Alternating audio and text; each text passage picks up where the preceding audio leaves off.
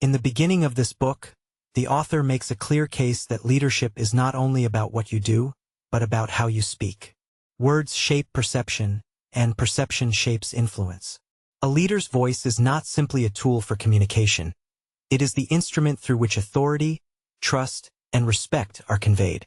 The early pages emphasize that leadership begins with presence, and presence is established through the way you carry your words. Calm, intentional, and confident speech is the foundation upon which leadership rests. The book opens by reminding us that people often decide whether to follow someone not by their actions alone, but by the way they sound when they speak. A wavering tone, uncertain phrasing, or scattered delivery can undermine even the strongest ideas. Conversely, a steady voice, clear language, and deliberate pauses can elevate even simple thoughts into powerful guidance. The author insists that leaders must learn to own their words, to speak as though each sentence carries weight, and to avoid the habit of softening statements with phrases like, "I think," or "maybe." Confidence is not arrogance, but the willingness to stand behind what you say. Early on, the book explores the subtle but profound role of silence. Silence, when used intentionally, is not weakness but strength. A pause before responding signals thoughtfulness. A moment of quiet after a statement allows others to absorb its meaning. Leaders who master silence project authority, because they show they are not rushed, not desperate, and not afraid of space. Silence becomes a tool of influence, a way to command attention without raising volume. The author also highlights the importance of clarity. Leaders must resist the temptation to overcomplicate their language. Long, tangled sentences confuse listeners and dilute impact. Clear, direct words cut through noise and leave lasting impressions. Clarity is not about dumbing down ideas, but about sharpening them so they can be understood and remembered. A leader's responsibility is not only to speak, but to ensure that what is spoken is grasped. Another early theme is alignment. Words must match actions, and actions must reinforce words. If a leader speaks of discipline but behaves carelessly, the message collapses. If a leader promises respect but communicates with sarcasm, trust erodes. Alignment between speech and behavior builds credibility, and credibility is the currency of leadership. The book urges readers to live like leaders, so that their words carry the weight of truth. The first third of the book also explores tone and presence. A leader's tone should be calm, steady, and intentional. Emotional outbursts or reactive language weaken authority. Presence is felt when a leader speaks with composure, when their voice carries both confidence and restraint. The author explains that people listen not only to what is said, but to how it is said. A leader's voice should invite attention, not demand it. The book reminds us that communication is not about filling space with words. It is about choosing words that matter. Leaders must learn to speak less, but with greater impact. They must avoid the trap of constant talking, which can dilute authority. Instead, they should focus on speaking with purpose, ensuring that each word contributes to the larger message. Respect is another cornerstone introduced early. Leaders earn respect not by commanding it, but by inspiring it through their words. Respect grows when leaders speak with integrity, when they avoid gossip, exaggeration, or careless remarks. Respect is reinforced when leaders listen as much as they speak, showing that communication is a two-way exchange. Another early theme is alignment. Words must match actions, and actions must reinforce words. If a leader speaks of discipline but behaves carelessly, the message collapses. If a leader promises respect but communicates with sarcasm, trust erodes. Alignment between speech and behavior builds credibility, and credibility is the currency of leadership. The book urges readers to live like leaders, so that their words carry the weight of truth. The first third of the book also explores tone and presence. A leader's tone should be calm, steady, and intentional. Emotional outbursts or reactive language weaken authority. Presence is felt when a leader speaks with composure, when their voice carries both confidence and restraint. The author explains that people listen not only to what is said, but to how it is said. A leader's voice should invite attention, not demand it. The book encourages readers to stop apologizing for their truth. Too often, people weaken their statements with disclaimers or apologies, as though they fear offending. Leaders must learn to speak with conviction, to stand by their words without shrinking. Apologies have their place, but they should not be used to soften truth or diminish authority. Confidence is presented as earned, not borrowed. True confidence comes from living in alignment with your words, from practicing discipline, and from building credibility over time. Leaders cannot fake confidence for long. It must be grounded in authenticity. The book insists that confidence is not about volume or dominance, but about steadiness and trustworthiness. The first third of the book lays the foundation for what it means to talk like a leader. It is about presence, clarity, silence, alignment, respect, and intention. It is about understanding that words are not casual but consequential. Leaders must treat language as a tool of influence, shaping not only how others see them, but how others choose to follow them. As the book progresses through these early themes, it becomes clear that leadership communication is less about technique and more about mindset. It is about believing that your words matter and carrying them with responsibility. It is about recognizing that every conversation is an opportunity to lead, whether in a meeting, a casual exchange, or a public speech. The author leaves us with the reminder that leadership begins with voice. Before strategies, before decisions, before actions, there is the way a leader speaks. The first third of the book is devoted to helping us understand this truth, and to preparing us to build the habits of speech that will carry authority, inspire respect, and establish presence. And so, at this point, the foundation has been laid. The reader has been guided through the essential principles of owning words, mastering silence, speaking with clarity, aligning speech with action, and communicating with intention. These are the building blocks of leadership communication, the early lessons that prepare us for the deeper exploration that lies ahead. As the book moves into its middle section, the focus shifts from the foundations of leadership communication toward the deeper skills that distinguish ordinary managers from true leaders. Here, the author begins to explore how leaders use language not only to establish presence, but to shape vision, align teams, and drive action. The emphasis is no longer simply on clarity or confidence, but on the ability to connect words with purpose and to use communication as a tool for influence across diverse situations.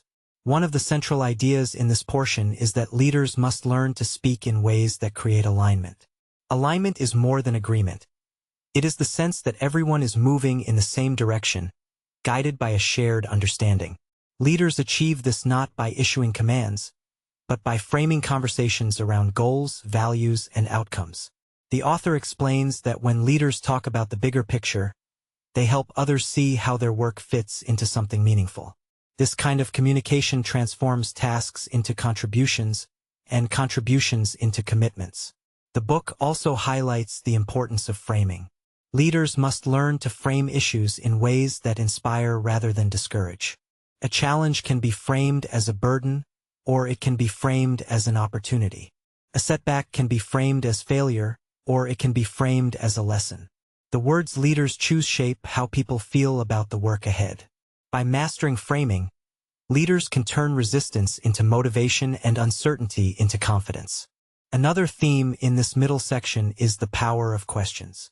Leaders are not only speakers, they are also askers. The author emphasizes that the questions leaders pose often matter more than the answers they give. A well-placed question can spark reflection, encourage ownership, and open new possibilities. Leaders who ask thoughtful questions show respect for others' ideas and invite collaboration. They shift the conversation from directives to discovery, creating space for innovation and engagement. The book also explores the role of storytelling. Leaders who talk like leaders do not rely solely on data or directives. They use stories to make ideas memorable. A story gives context, emotion, and meaning to abstract concepts. It allows people to see themselves in the narrative and to connect personally with the vision being shared. The author explains that stories of past successes, lessons learned, or even personal experiences can be powerful tools for building trust and inspiring action. In this section, the author turns attention to the language of vision. Leaders must learn to speak about the future in ways that are vivid and compelling. Visionary language is not vague or abstract.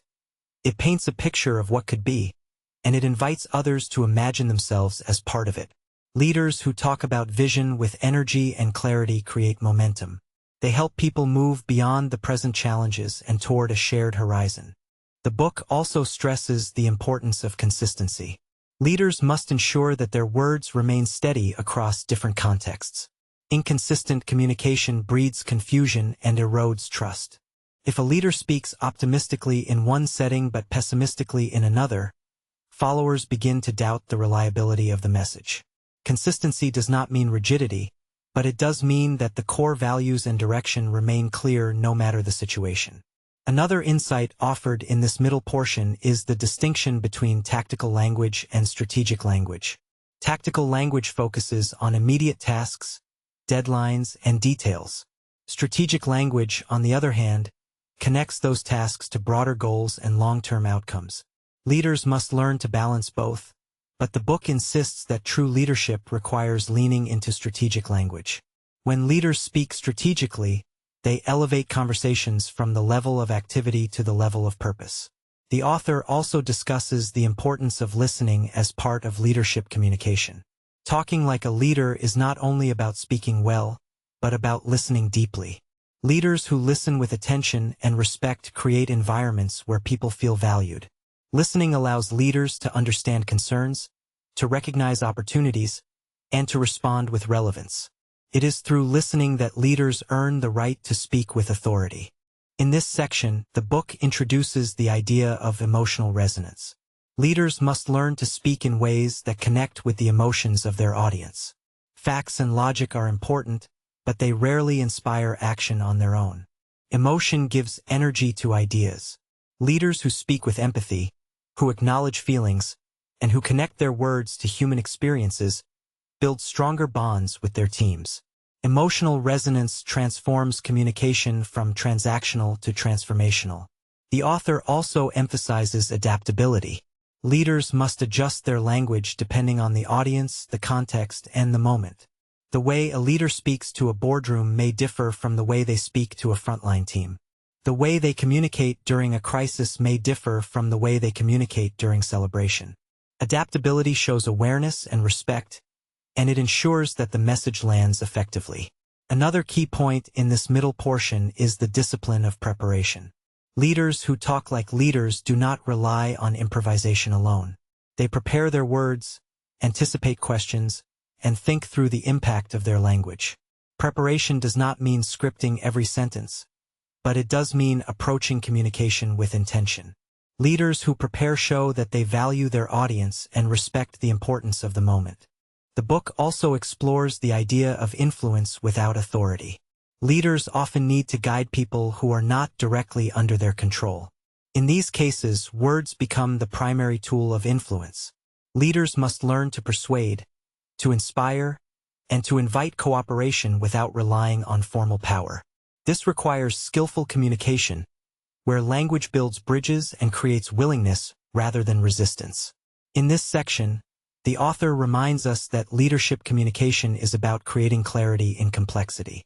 Organizations are filled with competing priorities, shifting demands, and constant change. Leaders who talk like leaders cut through the noise. They simplify without oversimplifying, and they provide direction without micromanaging. Their words become anchors in uncertain times, helping people stay focused and confident. The book also highlights the importance of credibility. Leaders earn credibility not only through expertise, but through the way they communicate. Credibility grows when leaders speak truthfully, when they admit what they do not know, and when they avoid exaggeration. It grows when leaders deliver on what they promise, and when their words consistently match their actions. Without credibility, even the most eloquent language loses power. As the middle section unfolds, the author continues to weave these themes together, showing how leaders move beyond the basics of presence and clarity into the deeper practices of alignment, framing, questioning, storytelling, vision, consistency, strategy, listening, emotional resonance, adaptability, preparation, influence, and credibility. These are the skills that transform communication from ordinary to extraordinary, and they are the practices that allow leaders to guide not just conversations, but entire organizations. By this point in the book, the reader has been invited to see communication not as a simple exchange of words, but as the very essence of leadership. Talking like a leader means shaping meaning, guiding direction, and inspiring action. It means using language with purpose, with discipline, and with heart. And it is these deeper insights that prepare us for the final section, where the focus turns towards sustaining these practices and embedding them into the daily life of leadership. In the final portion of the book, the author turns toward the lasting practices that allow leaders to sustain their communication over time. Having laid the foundation of presence and explored the deeper skills of influence, the focus now shifts to embedding these habits into daily leadership. The message is clear. Talking like a leader is not a performance reserved for special occasions, but a discipline that must be lived consistently in every interaction, large or small. The book emphasizes that leaders must cultivate authenticity. Authenticity is not about revealing everything or speaking without filter, but about ensuring that words reflect genuine values and beliefs. When leaders speak authentically, people sense integrity. They trust that the message is not crafted for convenience, but rooted in conviction. Authentic communication builds loyalty, because followers know that the leader's words are not masks but mirrors of their true character. The author also explores the importance of sustainability in communication. Leadership is not a sprint but a marathon. Leaders must learn to pace their words, to avoid burnout, and to maintain consistency even under pressure.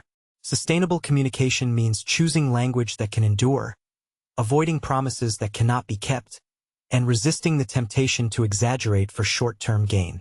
It is about building a voice that remains steady across seasons of success and challenge. In this section, the book highlights the role of reinforcement. Leaders cannot assume that one message will suffice. People need to hear ideas repeated, framed in different ways, and reinforced through action. Reinforcement is not redundancy, but rhythm. It is the steady cadence of communication that keeps vision alive and values present.